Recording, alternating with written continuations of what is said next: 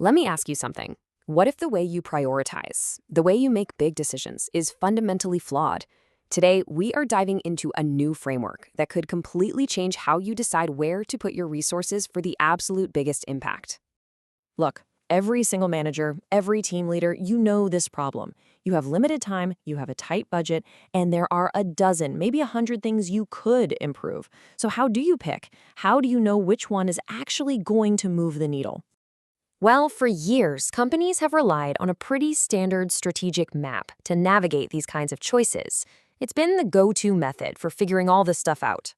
It's called Importance Performance Map Analysis, or IPMA for short. And the idea is actually really simple but powerful. You just plot all the factors that influence your goal on a chart. You've got one axis for how important is this thing, and another axis for how well are we actually doing at it.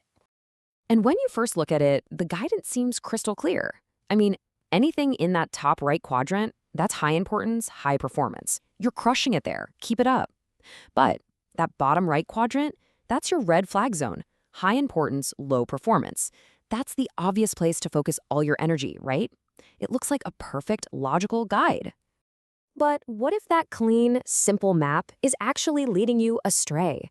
What if it's blind to a fundamental dimension of your business that could totally change your strategy? And this gets to the absolute heart of the matter. See, the old map is built on something called sufficiency logic. It basically assumes that strong factors can make up for weak ones. But it completely misses a different way of thinking, necessity logic. This is totally different.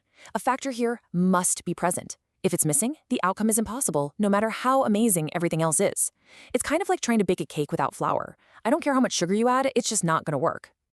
And don't just take my word for it. The researchers who developed this new method, they put it perfectly. They say the standard IPMA is fundamentally restricted to a sufficiency logic. It just doesn't see the world through that crucial lens of necessity. So, this is where a new tool comes into the picture, necessary condition analysis, or NCA. Its entire job is to hunt for those must-have factors, those deal breakers. And it doesn't just tell you if something is a deal breaker. It can even tell you the minimum level you have to hit for that factor to not completely block your success. So what happens when you take that classic importance performance map and you layer this incredibly powerful necessity analysis right on top of it? Well, you get something new, something way smarter. The combined IPMA, or as they call it, cIPMA. And the process itself is actually pretty elegant. You start with what you know, the standard IPMA, to map out importance versus performance. Then you run the necessary condition analysis to find those hidden deal breakers. And finally, you combine them into one single, complete view of reality. And this is where the new map becomes a total game changer. It adds that third dimension, necessity, which shows up as a white circle. But here's the genius part. The size of that circle instantly tells you the scale of your problem. It literally shows you the percentage of your customers or users or cases that are failing to meet the minimum bar for that must-have factor.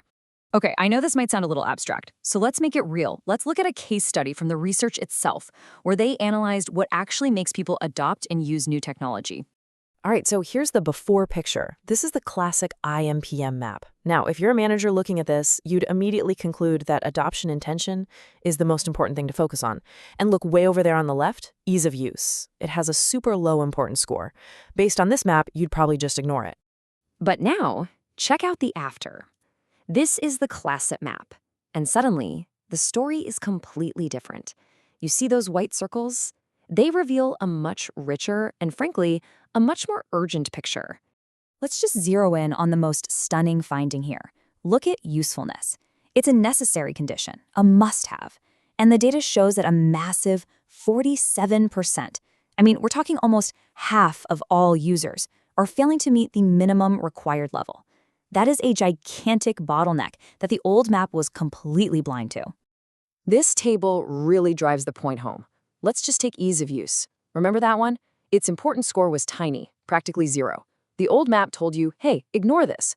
But the new analysis shows it's a necessary condition, and almost a third of people are failing it. Ignoring this would be a catastrophic mistake. And it's the same story for usefulness. Low importance, but it's a necessary deal breaker with a nearly 50% failure rate. You know, the researchers themselves conclude that even though they have low importance scores, Things like usefulness and ease of use absolutely warrant attention. And why? Because if people are failing at these basic, necessary levels, any other improvements you make, they're essentially pointless. So after all this, what's the big lesson here?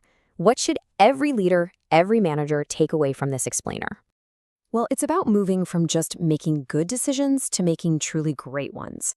The cIPMA stops you from pouring all your money into the fancy new features, the differentiators, while you're completely failing on the absolute basics. It gives you the full picture, showing you both the high-impact drivers and the non-negotiable prerequisites. And at the end of the day, that just leads to smarter, more resilient strategies built on a solid foundation. So the question I'll leave you with for your own work is this. Are you focused on what your current data tells you is important, while you're potentially overlooking and critically failing on what is absolutely necessary for your success?